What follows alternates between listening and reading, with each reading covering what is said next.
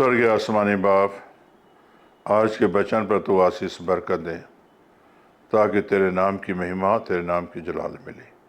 ये प्रार्थना यीशु के नाम से मांगते हैं, आमीन। मेरे प्यारे भाई और बहनों, अभी आपके सामने में यिर्मयाह 5 की 4 आयत पढ़ेंगे। यहाँ इस तरह लिखा है वचन में, फिर मैंने सोचा ये लोग तो कंगाल और अबोध ही हैं, क्योंकि ये यहोवा का मार्ग और अपने परमेश्वर का नियम नहीं जानते। मेरे प्यारे भाई बहनों, इस वचन से जो है हम क्या सीखते हैं? कैसे जो है यहाँ यरूशलेम का जब पाप बढ़ गया, गुनाह बढ़ गया, तो मेरे प्यारे भाई बहनों, क्या यरूशलेम में परमेश्वर का वचन नहीं सुनाया जाता था? सुनाया जाता था, लेकिन वचन से वो लोग कंगाल थे, अबोध थे, वचन को मानते ही नहीं थे। जिस तरह की इस्राएली जब बियाबान जंगल में थे, मूसा लेके चलता था, तो इस्राएली ने बड़े बड़े यहोवा के करमात देखे, यहोवा की शक्तियों को देखा, यहोवा के बल को देखा, और जो है यहोवा के सामर्थ को देखा, लेकिन फिर भी उसके ऊपर विश्वास नहीं किए।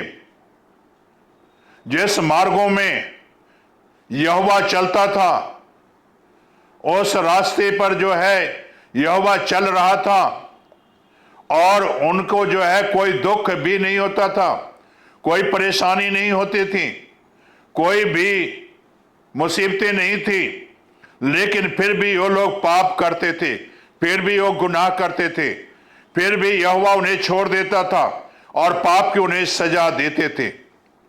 मेरे प्यारे भाई और बहनों, ये परमेश्वर का वचन है, एक नियम है, और इस नियम के अंदर रहोगे, इस दायरे में रहोगे, तो मेरे प्यारे भाई बहनों पाप से बचे रहोगे, और कभी भी आप कंगाल नहीं होगे, कभी अबोध नहीं होगे, और कभी भी आप परमेश्वर के मार्ग से भटकोगे नहीं, बल्कि परमेश्वर के नियम के मुताबिक चलते रहोगे।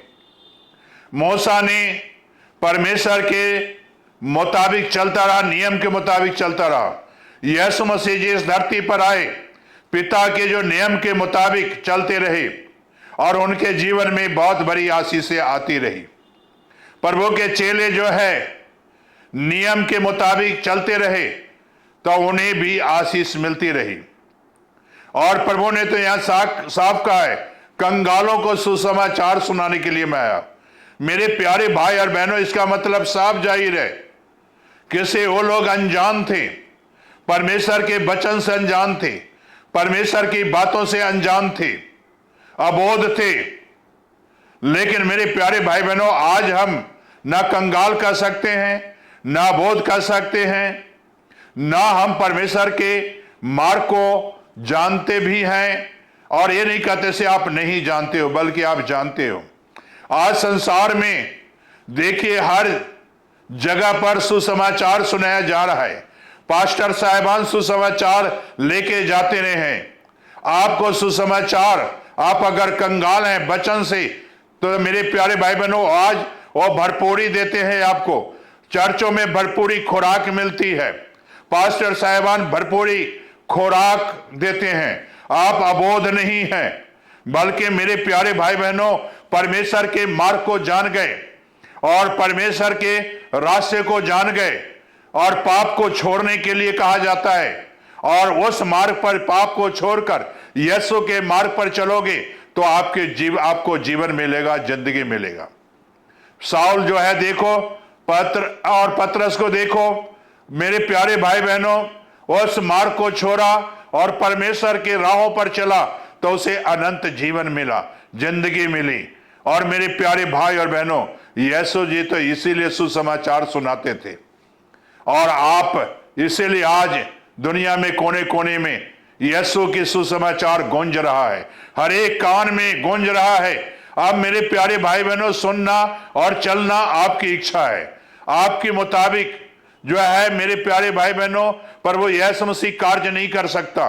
प्रभु यीशु मसीह का कार्य करने का नियम और तरीका अलग है। तो इसीलिए मेरे प्यारे भाई बहनों, जैसा परमेश्वर चाहता है, जैसा परमेश्वर की इच्छा है, वैसा ही हम पूरा करें, और तब हमें पापों से छुटकारा मिल सकता है, तभी हमारे गुनाहों से छुटकारा मिल सकता है। इसीलिए तो यीशु इस धरती पर आया।